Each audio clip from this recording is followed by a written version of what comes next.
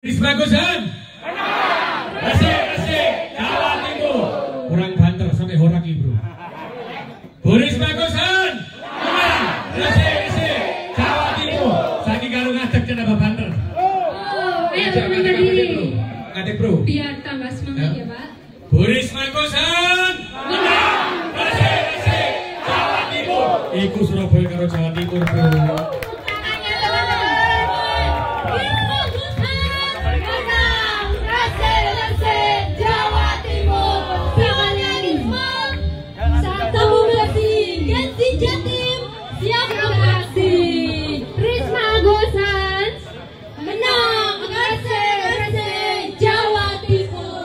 Korban zonasi yang dimana nilai itu menurut mereka itu nggak penting, tapi yang penting jarak dari sekolah ke rumah itu lebih dekat. Dan juga menurut saya anak zaman sekarang itu nilai itu kayak kalau bodoh amat, nilaiku jelek dekat sekolah, aku bisa masuk di sekolah negeri yang bagus, terkenal, wah itu memang aturannya yang dibuat oleh pemerintah pusat. Mungkin tujuannya untuk supaya anak-anak aman, terawasi, terkontrol, kemudian tidak menjadi macet karena dekat dengan rumah. Itu mungkin alasannya seperti itu. Tapi nanti insya Allah saya akan coba berjuang bagaimana itu nanti sama ini nasibin Mas Erik ini. Kita akan coba berjuang bagaimana zonasi itu lebih fleksibel, itu ya, lebih fleksibel supaya. Dari Sampang Madura, ya saya juga kader Banteng juga dari Sampang. Jadi semangat. Juga saya juga mahasiswa ya, walaupun dari keterbelakangan saya dari keluarga nelayan di Sresik, saya juga sampai bisa sejauh ini sampai bisa. Aku ke sana kemarin. Iya Bu, ada saya itu. Oh iya. Iya. Terus? Jadi sampai lanjut sampai sekarang sampai S3 dengan keterbatasan saya juga. Yang saya tanyakan itu terkait dengan Madura ini, karena dari gubernur yang dahulu apa yang petahana ini Bu, itu gak ada, walaupun ada Suramadu tapi tidak ada dari ekonomi Madura itu nggak ada. Jadi UPM dari 4 kabupaten itu masih termiskin semua, apalagi di Sampang itu nomor 1 hampir se-Jawa gitu Bu. Ya saya hanya ingin mengatakan Bu, apabila Ibu nanti menang, dan harus menang pastinya. Amin. Ya Gen Z ini pionierisme juga harus door to door. Saya juga di sana juga door to door juga Bu. Jadi kampanye ke pintu-pintu, ke nelayan-nelayan juga untuk mengenalkan Bu Risma. Bagaimana program-programnya, visi-misi ke Jawa Timur ini bagaimana, juga tentang padat karya nanti juga Bu gitu. Juga saya hanya ingin terkait Madura ini Bu, karena ya hanya itu saja. Terima kasih. 80% itu ada masalah dengan air. Nah karena itu ada beberapa waduk memang, tapi tidak terkoneksi dengan sistem jaringan untuk air. Itu yang pertama masalah Madura. Karena apapun tanpa air itu nggak akan bisa. Apapun itu, industri butuh air, rumah tangga butuh air, semua butuh air. Jadi vital itu. Nah itu yang pertama masalahnya. Masalah yang kedua, Madura itu daerah pesisir itu akan mudah, mohon maaf, karena dampak global warming ini itu semakin lama air laut semakin naik. Apalagi kalau air laut pasang, itu akan masuk ke dalam daratan. Itu yang pertama. Nah kemudian yang ketiga adalah untuk infrastruktur. Yang ketiga adalah untuk mata pencarian. Nah ini yang harus kita ciptakan. Nah yang pertama itu yang terutama nangani masalah air. Kita akan siapkan, kemarin semua ngomong waktu saya masih menteri, ngomong bahwa nggak mungkin ada di Konang Bangkalan itu ada air karena tempatnya tinggi. Tapi kemarin aku buktikan sudah keluar air, ya. Jadi artinya apa? Artinya itu mungkin. Cuman memang sekarang harus menggunakan teknologi yang memang lebih. Masalah kedua adalah banjir. Nah di Sampang itu banjir tahunan dan itu ngeri sekali banjir. Sebetulnya itu bukan hanya karena curah hujan yang tinggi, tapi sebetulnya itu juga karena rob air laut. Karena itu nanti insya Allah kita akan bangun jalan yang berfungsi sebagai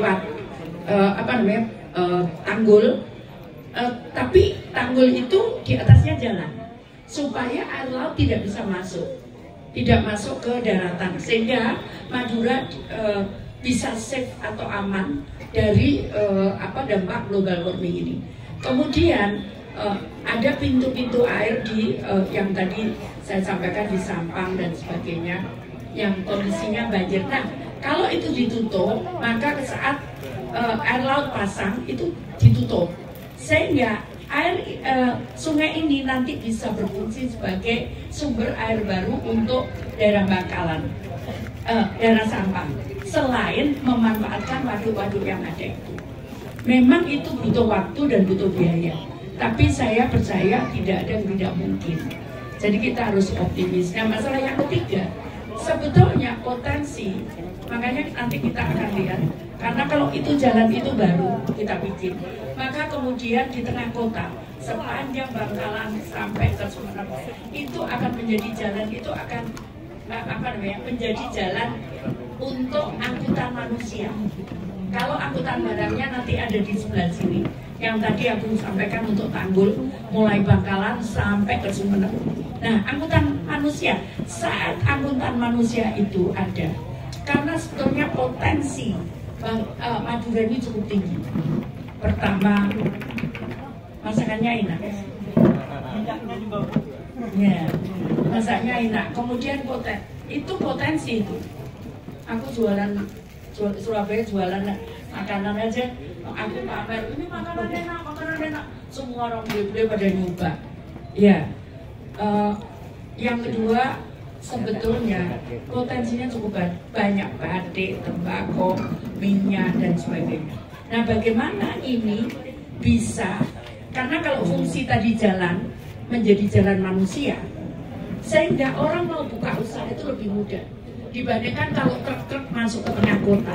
Nah, ini yang kita akan bisa dengan membuat jalur Bangkalan sampai Sumeneb untuk angkutan barang. Seperti itu, sekaligus berfungsi sebagai tanggul. Itu yang sudah aku rencanakan dan aku sudah diskusi dengan profesor-profesor, dan itu ini realistis. Ya.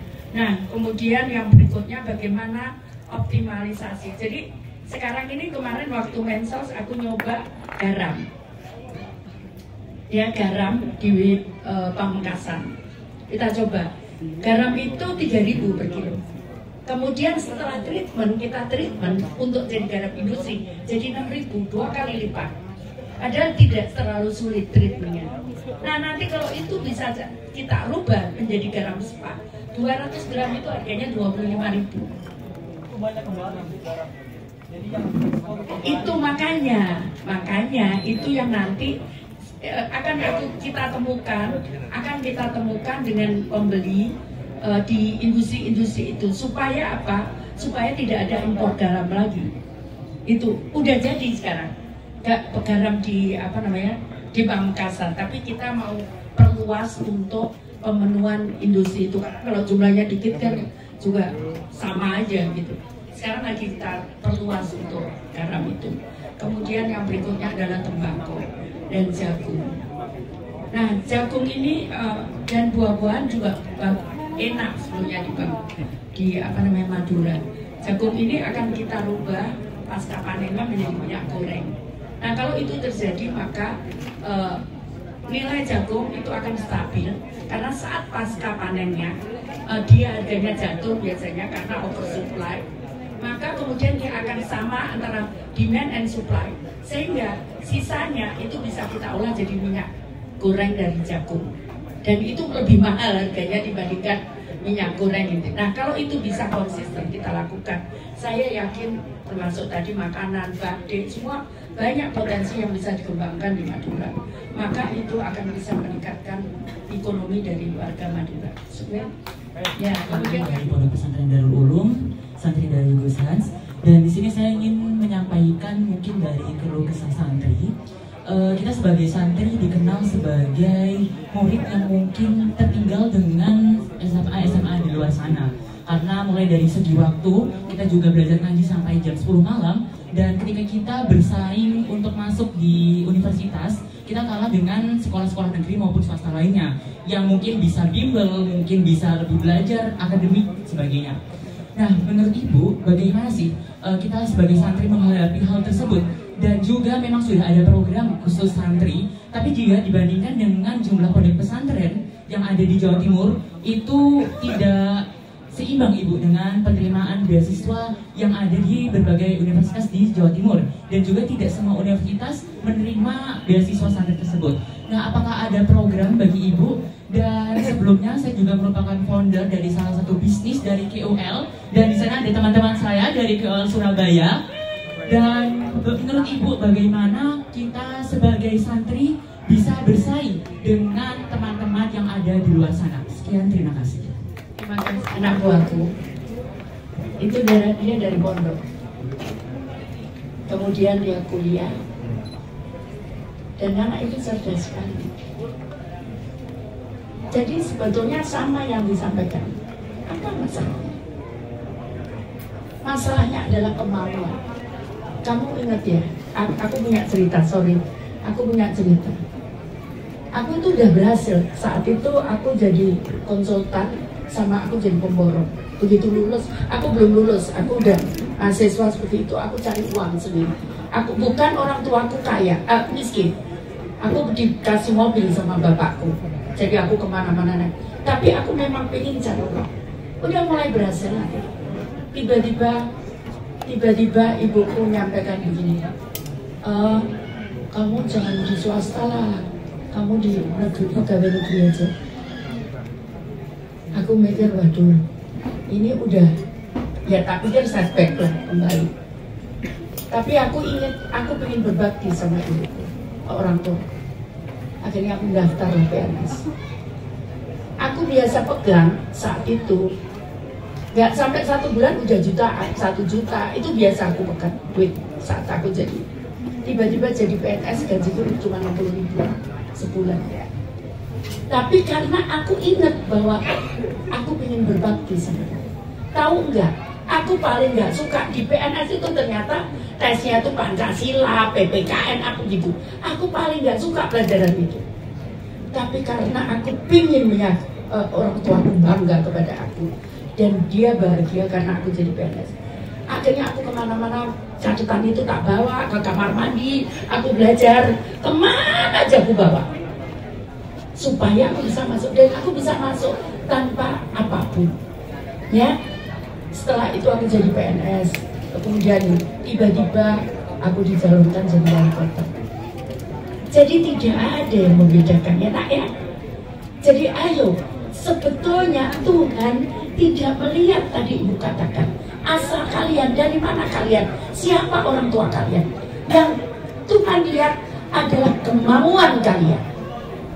Kemauan kalian. Tapi di programku ini, aku juga membuat kewirausahaan di pondok-pondok pesantren, juga di sekolah-sekolah swasta. Kalau bisa kaya sekarang, kenapa nunggu nanti?